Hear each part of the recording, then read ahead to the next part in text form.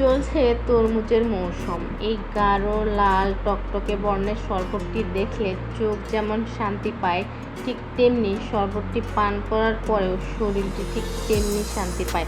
আসসালামু আলাইকুম প্রিয় দর্শক মণ্ডলী, আজকের পর্বে থাকছে মন প্রাণ জুড়ানো ঠান্ডা ঠান্ডা তরমুজের শরবত। আশা করছি আমার আজকের রেসিপিটি উপকারে আসবে। শরবত তৈরির জন্য আমি ফ্রিজে রাখা ঠান্ডা তরমুজ ছোট ছোট টুকরো করে কেটে নিয়েছি।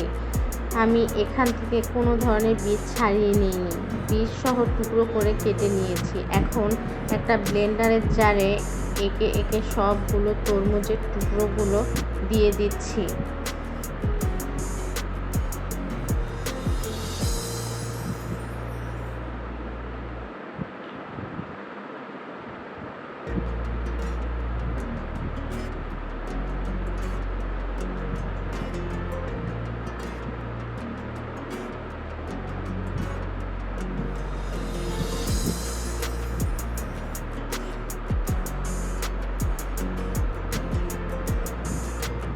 আর এর ভিতর দিয়ে দিব চিমটি পরিমাণ লবণ। এতে করে তরমুজের যে প্রাকৃতিক মিষ্টি আছে সেটা কিছুটা বেড়ে যাবে। এখান থেকে সব কিছু আমি কোনো ধরনের পানি ছাড়াই ব্লেন্ড করার চেষ্টা করছি, কিন্তু দেখলাম যে একটু অসুবিধা হচ্ছে, তাই আমি আধা কাপ পরিমাণ ফ্রিজে রাখা ঠান্ডা পানি দিয়ে ব্লেন্ড করছি। এখন কিন্তু খুব সুন্দরভাবে শরবতটা হয়ে যাচ্ছে।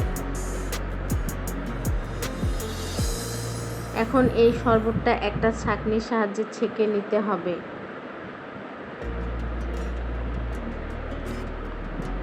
একটা চামচের সাহায্যে যতটা সম্ভব আঁশ থেকে জুসটা বের করে নিতে হবে।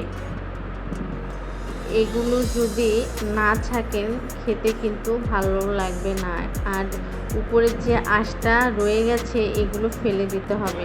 আমি এক্সট্রা কোনো চিনি দিচ্ছি না, কারণ আমি যেই তরমুজ নিয়েছি সেটা যথেষ্ট সুমিষ্ট ছিল। তবে আপনাদের কাছে যদি মনে হয় তরমুজটা পানসে অথবা পানি দেওয়ার পর পানসে লাগছে, সেক্ষেত্রে আপনাদের স্বাদ মতো কিছুটা চিনি মিশিয়ে নেবেন। তৈরি হয়ে গেছে একেবারে লাল টকটকে মজাদার ঠান্ডা ঠান্ডা তরমুজের শরবত। কোনো ধরনের কৃত্রিম রং বিবর্জিত এত সুন্দর একটা শরবত দেখলে কার না খেতে ভালো লাগে।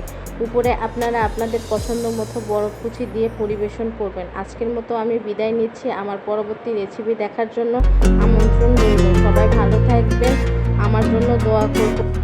আল্লাহ হাফেজ। আসসালামু আলাইকুম।